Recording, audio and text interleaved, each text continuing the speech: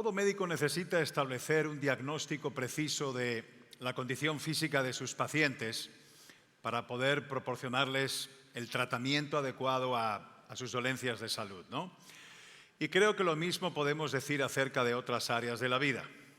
Bueno, es dentro de ese contexto que hay muchas personas que perciben que algo no anda bien en el ser humano. Algo evidentemente está mal en nuestra sociedad. Pero esas personas no son capaces de poner el dedo sobre la llaga porque no cuentan con los medios necesarios para hacer un diagnóstico certero de nuestra verdadera condición. Necesitamos el instrumento apropiado que nos permita determinar cómo se encuentra el alma humana, para entonces buscar la solución adecuada al problema. Y eso es precisamente lo que pretendo hacer en los próximos 45-50 minutos. Y para ello voy a considerar un pasaje que se encuentra en el 3er capítulo de la carta del apóstol Pablo a los romanos.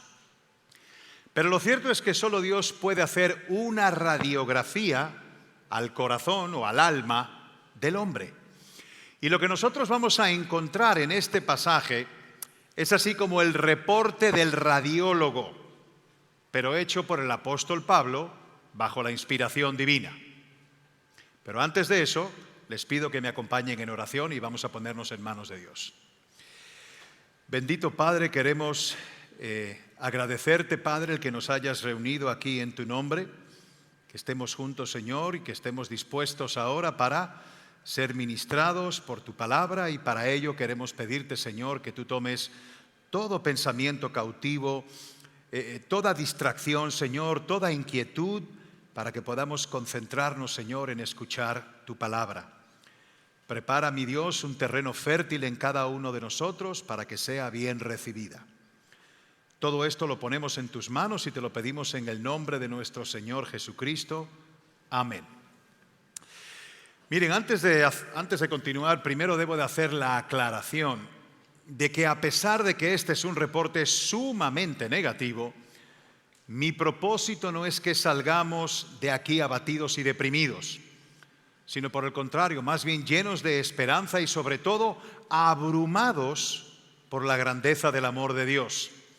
Mi intención es que los aquí presentes salgamos sobrecogidos por el increíble amor de Dios, que proveyó una solución extraordinaria al complejo problema humano.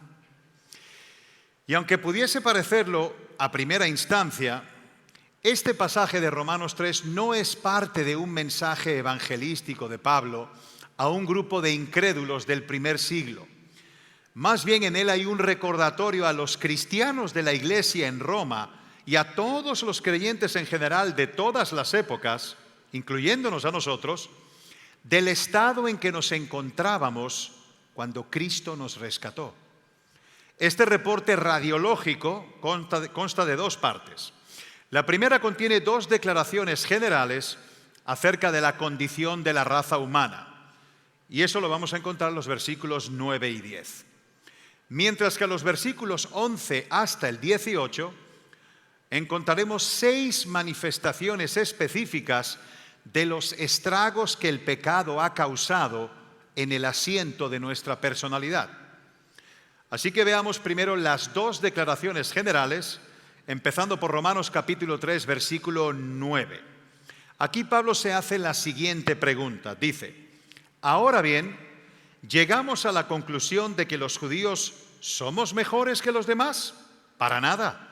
Tal como acabamos de demostrar, todos, sean judíos o gentiles, están bajo el poder del pecado. Bueno, he aquí la primera declaración. Todos están bajo pecado, los judíos y todos los pueblos y naciones del mundo. Y miren, quiero que noten que en este texto no dice simplemente que todos cometemos pecados, como si se tratara de algo incidental en nuestras vidas, no. O como dicen muchos, esta célebre frase de, bueno, nadie es perfecto. Eso no es lo que Pablo está diciendo aquí. Lo que Pablo señala es que todos los seres humanos, sin excepción, nacen bajo pecado. Es decir, nacen sometidos a una esclavitud, Amigos, nosotros pertenecemos a una raza que está esclavizada al pecado. Por supuesto que el pecador no se ve a sí mismo de ese modo, porque el pecado astutamente opera desde la propia voluntad del pecador. Está como camuflado ahí adentro. De manera que el pecador siempre hace lo que él quiere hacer. Cada vez que el pecador actúa, actúa de su propia voluntad. Y consecuentemente él piensa que es un hombre libre, porque al fin y al cabo hace lo que le da la gana. Pero la Biblia lo que enseña es que la voluntad ha sido encadenada al pecado. Por lo tanto, lo que el pecador quiere hacer está regido siempre por algún principio o alguna inclinación pecaminosa. Por ejemplo, un hombre puede decidir no ir a un prostíbulo. ¿Por qué? Pues porque quiere cuidar su reputación, o porque quiere guardarse de una enfermedad de transmisión sexual, o por otras razones que no son la gloria de Dios. Así que aún el principio de guardarse de la inmoralidad sexual no es precisamente lo que la Biblia llama una buena obra. Más bien se trata de un principio egoísta lo que está funcionando detrás. Y consecuentemente todos tenemos un serio problema con la justicia de Dios porque violamos repetidamente su voluntad. Pasemos ahora al versículo 10 de nuestro texto. Dice: como dicen las Escrituras, no hay ni un solo justo, ni siquiera uno. Todos estamos bajo pecado. Ese es el veredicto que ya fue emitido por la Suprema Corte de Justicia del universo. Y el juez de esa Suprema Corte es el creador del universo. Todos, sin excepción, somos culpables. En el mundo entero no hay una sola persona, ni ha habido una sola persona que pueda ser considerada justa según el estándar de Dios. Vamos a hacer una prueba de esto. Déjame hacerles unas breves preguntas y levanten la mano positiva o afirmativamente o no junto conmigo. ¿Cuántos aquí han mentido alguna vez? Si hay una mano que no ha sido levantada, tú solito te has delatado, ¿eh? Siguiente pregunta.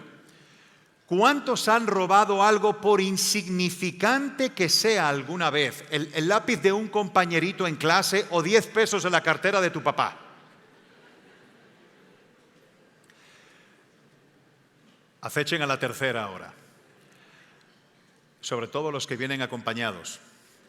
¿Cuántos han mirado con lujuria a una persona que no es su cónyuge?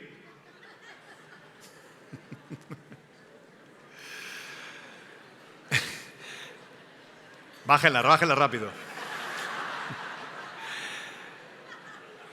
Miren, si somos sinceros, lo que acabamos de confesar es que somos unos mentirosos, ladrones y adúlteros de corazón ante los ojos de Dios. Esa es la realidad. Pero déjenme hacerles otra pregunta. ¿Cuál es el más importante de todos los mandamientos de la ley moral de Dios? Bueno, Cristo responde a esta pregunta de manera directa. En Mateo capítulo 22, versículos 37 y 38, dice el Señor: ama al Señor tu Dios con todo tu corazón, con toda tu alma y con toda tu mente. Este es el primer mandamiento y el más importante. Por lo tanto, la violación de este mandamiento es evidentemente el más grande de todos los pecados, y lo cierto es que todos nosotros nos amamos a nosotros mismos con todo nuestro corazón, con toda nuestra alma y con toda nuestra mente. Cada cosa que hacemos, cada decisión que tomamos es en función de nuestro propio yo. Pudiese decirse que como que nos idolatramos a nosotros mismos. El asunto es que ese pecado fundamental da a luz a un montón de otros pecados. Nosotros somos orgullosos y egoístas porque somos nuestro propio Dios. Y es evidente que constantemente violamos la ley moral de Dios. Y el asunto es que algún día tendremos que responder por ello. Si vamos al versículo 19 de este capítulo 3 de Romanos, Pablo continúa diciendo lo siguiente: obviamente, la ley se aplica a quienes fue entregada, porque su propósito es evitar que la gente tenga excusas y demostrar que todo el mundo es culpable delante de Dios. De manera tal que el pecador no tendrá nada que alegar el día del juicio final. No habrá excusas, no habrá racionalizaciones o justificaciones alguna que valgan. La Escritura nos dice en Hebreos capítulo 3, versículo 13, que no hay nada en toda la creación que esté oculto a Dios. Todo está desnudo y expuesto ante sus ojos, a Él a quien rendimos cuentas. Somos esclavos y somos del pecado y somos injustos. Pero a continuación Pablo nos explica a partir del versículo 11 de nuestro texto lo que eso implica en la práctica. O sea, ¿cuál es el efecto que el pecado ha causado en el asiento mismo de nuestra personalidad? Y miren, lo primero que Pablo nos transmite es que el pecado ha distorsionado nuestra capacidad de entendimiento. Vamos al versículo 11. Dice, no hay quien entienda, no hay quien busque a Dios. El intelecto del hombre funciona muy bien para muchas cosas, pero no funciona bien para conocer a Dios como Él debe ser conocido y amarle como Él debe ser amado. El mismo Pablo nos dice en su carta a los Efesios en el capítulo 4 que los hombres que no conocen a Dios andan en la vanidad de su mente, teniendo el entendimiento entenebrecido, o sea, oscurecido, obtuso, y ajenos de la vida de Dios, por la ignorancia que en ellos hay y por la dureza de su corazón. Y déjenme decirles algo. Un incrédulo puede tener muchas nociones teológicas correctas acerca de Dios. Puede tomar un examen de teología y pasarlo hasta con buena nota. Pero esa información que él conoce acerca de Dios nunca lo moverá por sí mismo a amar a Dios por lo que Él es y mucho menos a entregarle su vida por entero. Al fin y al cabo se trata de meras nociones académicas. Y aún las nociones académicas que él entiende, no las entiende como debería entenderlas, porque él tiene un prejuicio en contra de Dios. Pero lo que es todavía peor, el pecado ha afectado sus deseos y su voluntad, de tal manera que el pecador ama lo que debe aborrecer y aborrece lo que debería amar. Vamos al versículo 11 de nuevo. No hay quien entienda, no hay quien busque a Dios. ¿Escucharon bien eso? No hay quien busque a Dios. ¿Sí? Todos nosotros buscamos ansiosamente la felicidad. Todos buscamos incesantemente darle sentido y propósito a nuestra vida. Y es cierto que hay muchas personas en el planeta Tierra que, movidos por esos anhelos, deciden alinearse con algún tipo de creencia religiosa. Pero Pablo está diciendo aquí que en el mundo entero no hay una sola persona que naturalmente busque al verdadero Dios. No hay una. Bueno, a ese Dios que se revela en la Biblia y sobre todas las cosas, ese Dios que se revela a través de la persona de nuestro Señor Jesucristo. Porque a Dios nadie lo vio jamás, pero su Hijo lo ha dado a conocer.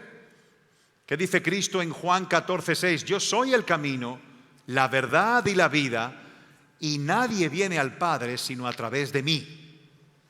Así que a menos que Dios haga una obra en nuestros corazones, transformando nuestra personalidad desde su misma raíz, mis hermanos, ninguno de nosotros se inclinaría naturalmente hacia Él, porque el pecado afectó nuestros deseos y nuestra voluntad. Amamos lo que nos daña y aborrecemos aquello que es para nuestro bien. Y déjenme ilustrarles esta información de manera práctica. Si tú tomas una paloma y un buitre y los pones a escoger libremente, sin coacción alguna, entre un plato de maíz y un plato de carroña, El buitre siempre escogerá la carroña y la paloma siempre escogerá el maíz. ¿Por qué? Pues porque es parte de su naturaleza. Pero si nosotros queremos tener un buitre que coma maíz, nosotros tenemos que transformarlo. Esa naturaleza buitresca se tiene que palomizar. ¿Ok?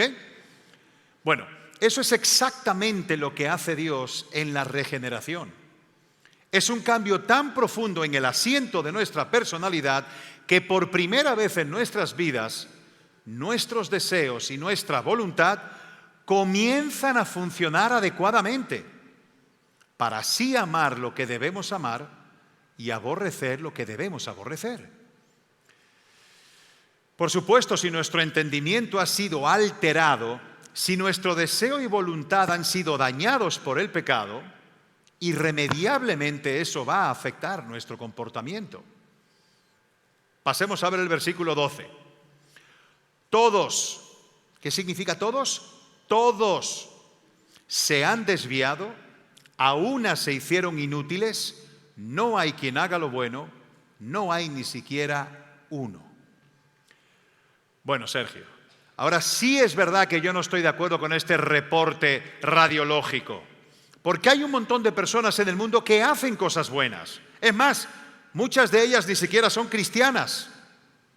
Eso es verdad, estoy de acuerdo contigo. Por el simple hecho de haber sido creados a la imagen de Dios, el hombre tiene inclinaciones hacia cosas que son buenas en sí mismas. Hay padres ateos que aman a sus hijos y ese amor los hace sacrificarse por ellos. Hay esposos que se mantienen fieles a sus esposas hasta el último de sus días. Hay incrédulos que son honestos en sus negocios y otros que se dedican a causas humanitarias muy nobles. Pero para que una obra sea considerada como objetivamente buena ante los ojos de Dios, tiene que tener dos características. Primeramente, debe ser hecha única y exclusivamente bajo los estándares de Dios. Y en segundo lugar, debe ser hecha única y exclusivamente para su gloria, no para la nuestra. En Mateo capítulo 5, versículo 16, Cristo le dice a sus discípulos: así brille la luz de ustedes delante de los hombres, para que vean sus buenas obras y glorifiquen a su Padre que está en los cielos. El problema es que nosotros tenemos una visión distorsionada de nosotros mismos. Por un lado, solemos minimizar nuestros pecados y al mismo tiempo sobreexaltamos las cosas buenas que hacemos. Y además, pensamos que esas buenas obras deben ser aceptadas también como buenas obras de justicia ante la presencia de Dios. Pero ¿saben qué? Hay una diferencia abismal entre el concepto que Dios tiene de justicia y el que nosotros tenemos. A ver, ¿cuántos de ustedes recuerdan haber jugado o todavía juegan Monopolio? Ya no es un juego tan popular hoy en día, ¿verdad? Pero bueno, para aquellos que lo jugaron o lo juegan, seguramente recuerdan haber vendido propiedades, ganar dinero, perder dinero en el juego, ¿no?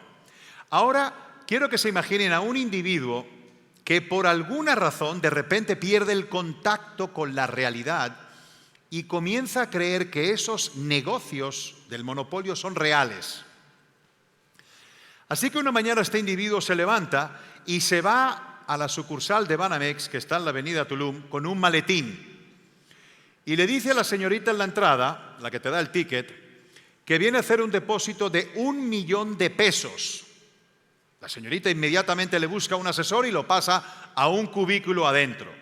El tipo se sienta, pone su maletín encima del escritorio, lo abre y saca 1 millón de pesos en moneda de monopolio. Miren, ustedes pueden estar seguros de que el asesor no va a llamar al gerente de la sucursal, sino al psiquiatra del hospital de enfrente, creo que es a Merimed el que está enfrente, porque este individuo ha perdido la cabeza. Bueno, eso es exactamente lo que ocurre en el reino espiritual. Nuestras obras de justicia son como el dinero de monopolio en lo que respecta a nuestra aceptación en la presencia de Dios. Y miren, no es que las buenas obras no sirven de nada, porque es mejor ser un buen padre que un padre irresponsable, por supuesto. Pero eso solo tiene valor en el juego de esta vida, aquí y ahora. En el banco celestial, la única moneda que realmente tiene valor es la justicia perfecta de nuestro Señor Jesucristo. Todo lo demás es papel inservible, como los billetes del monopolio. ¿Qué dice el profeta Isaías en el capítulo 24, versículo 6? Dice: estamos todos infectados por el pecado y somos impuros cuando mostramos nuestros actos de justicia o nuestras buenas obras, no son más que trapos sucios. Mire, seguramente los abuelos y abuelas aquí presentes recordarán que hace muchos años no existían ni pañales ni toallas sanitarias como los que hay hoy en día. En ambos casos, lo que los niños y las mujeres utilizaban eran trapos de tela. Y a veces se iban juntando en el cuarto de lavado esos trapos para ser lavados, y ya se pueden ustedes imaginar el olor que eso emanaba. Y discúlpenme por la ilustración cruda que estoy haciendo. Lo que Isaías está diciendo aquí es que cuando Dios huele nuestras buenas obras, nuestras obras de justicia, a Él le huelen a lo mismo. Son como un trapo de inmundicia, dice Isaías, delante de Él. Así que no hay justo ni aún uno, no hay quien entienda, no hay quien busque a Dios, no hay quien haga lo bueno, no hay ni siquiera uno. Pero me temo que el reporte radiológico no ha terminado todavía. Versículos 13 y 14 de nuestro pasaje. Lo que hablan es repugnante, como el mal olor de una tumba abierta. Su lengua está llena de mentiras, veneno de serpientes gotea de sus labios. Su boca está llena de maldición y amargura. Cristo nos dice en Mateo capítulo 12, versículo 34, que de la abundancia del corazón habla la boca. De lo que hay aquí, sale por aquí. Si tú llenas un vaso de agua hasta rebosar, lo que va a desbordarse no va a ser jugo de naranja, va a ser agua. Por ende, nuestras conversaciones en sentido general revelan cosas muy preocupantes acerca de lo que verdaderamente hay en el corazón del ser humano.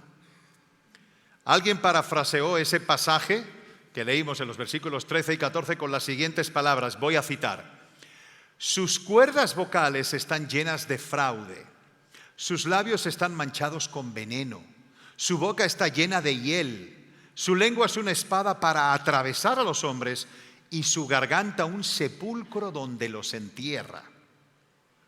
Yo les advertí que el reporte del radiólogo no sería muy agradable de escuchar. Y miren, si hay algo que refleja el carácter perverso y contradictorio del hombre, es su hablar. Por eso el mismo profeta Isaías, en el capítulo 6, versículo 5 de su libro, después de haber sido testigo, después de haber presenciado la gloria y el trono de Dios, lo primero que Isaías exclamó fue lo siguiente: ¡ay de mí, que siendo un hombre inmundo de labios y habitando en medio de un pueblo que tiene labios inmundos, han visto mis ojos al Rey! Los pecados de la lengua fue lo primero que se vino a la mente de Isaías. Ahora, ¿por qué les he dicho que esto revela el carácter contradictorio del hombre? Pues piensen en esto. A la mayoría de las personas que conozco, si no a todas, les molesta profundamente que les mientan o que hablen de ellos a sus espaldas o que les traicionen. Sin embargo, la realidad es que la mentira es sumamente común entre la gente, lo mismo que el chisme.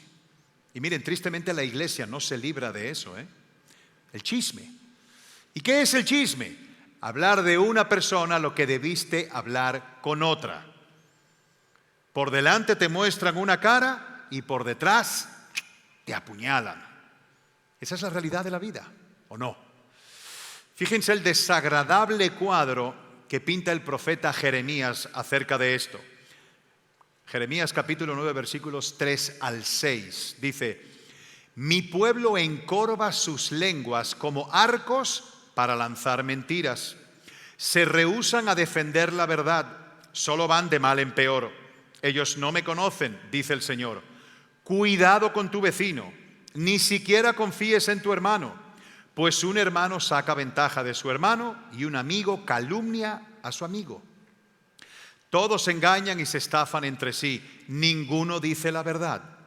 Con la lengua entrenada a fuerza de práctica, dicen mentiras, pecan hasta el cansancio. Amontonan mentira sobre mentira y rechazan por completo reconocerme, dice el Señor. Miren, esto a veces resulta hasta insólito. Uno está hablando con una persona y de repente a esta persona lo llaman por el celular y delante de uno mismo suelta cualquier mentira. Sí, espera. ¿Aló? Sí, fulano. Sí, te llamo más tarde, que justo ahora estoy en el banco haciéndote el depósito. Y después esta persona quiere que tú confíes en ella. Pero lo grande del caso es que si esa persona se entera que a él le hicieron lo mismo, se indigna y se molesta. Porque somos un manojo de contradicción. El mundo es un lugar peligroso en el cual vivir porque el ser humano es chismoso y engañador. En el momento en que menos te lo esperas, te enteras de que alguien en quien tú confiabas está hablando mal de ti a tus espaldas. Ahora bien, deberíamos empezar a examinar nuestros propios corazones porque son muchos los pecados que se cometen con la lengua. Nos promovemos a nosotros mismos, destilamos amargura y descontento, justificamos lo injustificable. En definitiva, nuestras conversaciones reflejan la realidad del carácter humano, lo que hay aquí adentro. Pero esto refleja algo todavía más profundo y más oscuro, y es que el pecado ha dañado significativamente nuestras relaciones interpersonales. Pasemos a los versículos 15, 16 y 17 de nuestro pasaje. Continúa Pablo y dice: sus pies son veloces para derramar sangre. Destrucción y miseria hay en sus caminos y la senda de paz no han conocido. Bueno, Sergio, ahora sí que llegamos a una característica que no se aplica a mí. Yo no soy esa persona derramadora de sangre como Pablo está describiendo en este versículo, de ninguna manera. ¿Es eso lo que tú piensas acerca de ti mismo? ¿Tú crees que porque nunca has cometido literalmente un homicidio, estás libre de la violencia que Pablo está describiendo aquí? Eso mismo pensaban los judíos, los fariseos en la época de Jesús. Y escucha lo que Cristo les contesta en el capítulo 5 del Evangelio de Mateo, los versículos 21 y 22. Ustedes han oído que se dijo a los antepasados: no matarás, y cualquiera que cometa homicidio será culpable en la corte. Pero yo les digo que todo aquel que esté enojado con su hermano será culpable ante la corte. Y cualquiera que le diga insensato o necio, dependiendo de la traducción de la Biblia que estemos leyendo, a su hermano, será culpable ante la Corte Suprema. Y cualquiera que le diga idiota, en otras versiones dice estúpido o imbécil, será merecedor del infierno de fuego. En otras palabras, a los ojos de Dios, un corazón airado que usa expresiones hirientes, denigrantes e irónicas para descargar su ira, es un corazón homicida. Así es como Dios lo ve. No es como tú lo ves o como yo lo veo, pero es como Él lo ve. Como alguien dijo alguna vez, si bien es cierto que el acto homicida es más serio que el deseo es de la misma naturaleza que el acto.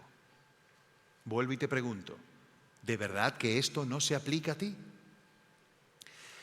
Finalmente, Pablo concluye este diagnóstico con la declaración más abarcadora de todas las que ha dado. Vamos al versículo 18. No hay temor de Dios delante de sus ojos. ¿Cuál es el problema humano? El mayor problema de nuestra sociedad. ¿El cambio climático? ¿La distribución de la riqueza? ¿La justicia social? Está muy de moda ese término hoy en día. No. Esta declaración. Este es el principal problema. No hay temor de Dios delante de sus ojos. Sin duda es terrible que el pecado haya dañado tan profundamente las relaciones humanas. Pero lo más trágico del pecado es la forma en que ha dañado nuestra relación con Dios. Fíjense lo que la Biblia dice en el capítulo 1 de Proverbios, versículo 7. El temor del Señor es la base del verdadero conocimiento, pero los necios desprecian la sabiduría y la disciplina. Lo cierto es que nosotros comenzamos a ser sabios en el mismo momento en que empezamos a tener temor de Dios. Toda nuestra vida será un caos hasta que aprendamos quién es Dios y comencemos a vivir en consecuencia al hecho de quién es Él. Entonces, ¿de qué se trata este asunto del temor de Dios? Bueno, ese temor puede ser descrito como la reverencia que nosotros deberíamos experimentar al estar delante de un Dios como el que la Biblia describe. No el Dios del argot y de la cultura popular o del que cada uno de nosotros se ha hecho a su medida, no. El Dios que la Biblia describe. Además, pudiéramos decir que ese temor incluye el terror que los pecadores deberían sentir al estar enemistados con un Dios que es santo, justo y todopoderoso. De manera que lo que Pablo está diciéndonos es que el gran problema del hombre es que él ha tomado la decisión voluntaria de vivir su vida a espaldas a Dios, como si lo que Dios pensara acerca de las cosas no tuviera la menor importancia. No hay temor de Dios. Y nada más hay que estar vivo para darse cuenta de esa realidad. Miren, si tuviéramos que resumir en una sola frase cuál ha sido la causa de todos los males ocurridos a través de la historia humana, esta sería sin duda la más precisa de todas. No hay temor de Dios delante de sus ojos. No hay. Pero lo más raro y paradójico del caso es que el hombre que no tiene temor a Dios, entonces comienza a tenerle temor a cosas que son menores que Dios. Es por eso que el hombre que no le teme a Dios le teme a los hombres. El hombre que no le tiene temor a Dios muchas veces le tiene temor a cualquier cosa. Temor a quedarse sin trabajo, temor a una enfermedad, temor a perder el control sobre sus hijos, temor a una traición o al abandono de su cónyuge, o temor a la muerte, por mencionar algunos.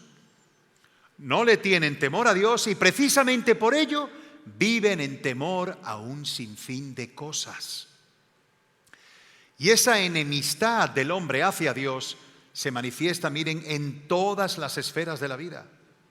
Es por eso que esta doctrina que les estoy predicando ahora ha sido catalogada por los teólogos como la doctrina de la depravación total. Y miren, lo que esta doctrina enseña no es que todos los hombres sean todo lo malo que pudieran llegar a ser. Ya hemos visto que es evidente que hay personas que son más malas que otras. Y esta doctrina tampoco afirma que los hombres son completamente incapaces de hacer cosas buenas. ¿No? Eso no es lo que enseña. Pero Cristo dice en Mateo capítulo 7 lo siguiente: si vosotros siendo malos sabéis dar buenas dádivas a vuestros hijos, cuánto más vuestro Padre Celestial dará cosas buenas a los que le pidan. Y quiero que noten la evaluación que hace Cristo aquí, porque las personas se ven a sí mismas como gente buena que a veces hace cosas malas. Pero Cristo dice, no. Ustedes son malos y en ocasiones hacen cosas buenas. Es al revés. Esa es la realidad. Y cuando decimos que el hombre está totalmente depravado, lo que eso significa es que todas las facultades humanas, o sea, el intelecto, la voluntad y las emociones han sido dañadas y corrompidas por el pecado. Amigos, ese es el diagnóstico de Dios, no es el mío, es el de Dios. Pero yo les decía al principio que mi propósito no era que ustedes salieran de aquí deprimidos y sin esperanza. Porque es aquí precisamente donde el Evangelio de Jesucristo brilla con todo su esplendor. Porque fue precisamente por causa de este hombre que está descrito en este capítulo 3 de Romanos, enemigo de Dios y dañado por el pecado, que Dios diseñó un plan de salvación centrado en la vida, la muerte y la resurrección de nuestro Señor y Salvador Jesucristo. ¿Para qué? Para rescatar a este hombre. Hermanos en Cristo, no olviden de que esa era la condición en que tú y yo nos encontrábamos cuando Cristo nos rescató. Éramos ese hombre de Romanos capítulo 3. En esa condición estábamos cuando Dios decidió escogernos desde antes de la fundación del mundo. Como dice el apóstol Pablo, apenas haya uno que ose morir por un bueno. Pero Dios muestra su amor para con nosotros en que, siendo pecadores, Cristo murió por nosotros. Es por eso que esta doctrina es tan importante, porque nadie puede llegar a dilatar el amor de Dios en toda su belleza. Nadie puede entender a plenitud lo que es el Evangelio, ni llegar a deleitarse y gozarse en la salvación que nosotros tenemos en Cristo, hasta que no llegue a entender cuál era la condición de la que fue rescatado. Fíjense en lo que dice Pablo en un texto glorioso que se encuentra en su carta a los Efesios. Efesios capítulo 2, versículos 1 al 7. Dice así: y Él les dio vida a ustedes, que estaban muertos en sus delitos y pecados, en los cuales anduvieron en otro tiempo según la corriente de este mundo, conforme al príncipe de la potestad del aire, es decir, Satanás, el espíritu que ahora opera en los hijos de desobediencia. Entre ellos también todos nosotros en otro tiempo vivíamos en las pasiones de nuestra carne, satisfaciendo los deseos de la carne y de la mente, y éramos por naturaleza hijos de ira, lo mismo que los demás.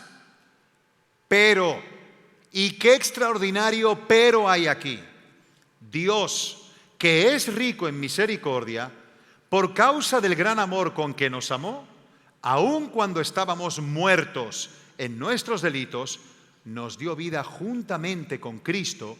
Por gracia ustedes han sido salvados. Y con Él nos resucitó. Y con Él nos sentó en los lugares celestiales en Cristo Jesús. ¿Y saben para qué? A fin de poder mostrar en los siglos venideros las sobreabundantes riquezas de su gracia por su bondad para con nosotros en Cristo Jesús. He ahí la incomprensible maravilla del Evangelio. Hace unos minutos tuvimos el tiempo de alabanza y quiero hacerte esta pregunta. ¿Tú quieres darle a Dios la adoración que Él merece? ¿Tú quieres realmente venir a la iglesia con un corazón en el lugar correcto, preparado y dispuesto para alabar a Dios como Él debe ser adorado y alabado? Si la respuesta es afirmativa, te digo entonces, medita en el Evangelio. Medita en el milagro inconcebible de lo que Dios hizo por ti a través de la sangre derramada por Cristo en la cruz del Calvario, para poder perdonar tus pecados, poder aceptarte en su presencia, poder reconciliarse contigo, poder adoptarte como hijo sin pasar por alto su justicia. Porque ya su justicia fue satisfecha cuando murió el justo por los injustos, cuando Cristo murió en tu lugar y en mi lugar. Y miren, aprendemos que la salvación es por fe, pero no se confundan, la salvación es por obras, pero no por las tuyas ni por las mías, sino por la obra de Jesucristo. Él hizo la obra completa.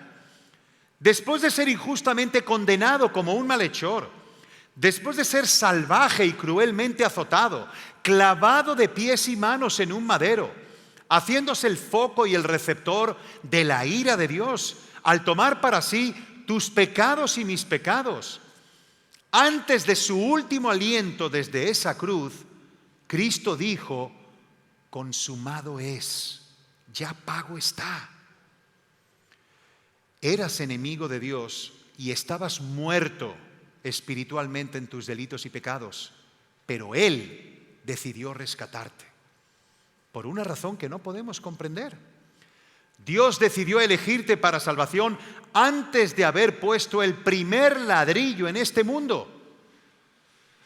Y sin una comprensión adecuada de esta doctrina, nosotros no podemos crecer en nuestras vidas cristianas, ni tampoco podemos crecer en humildad.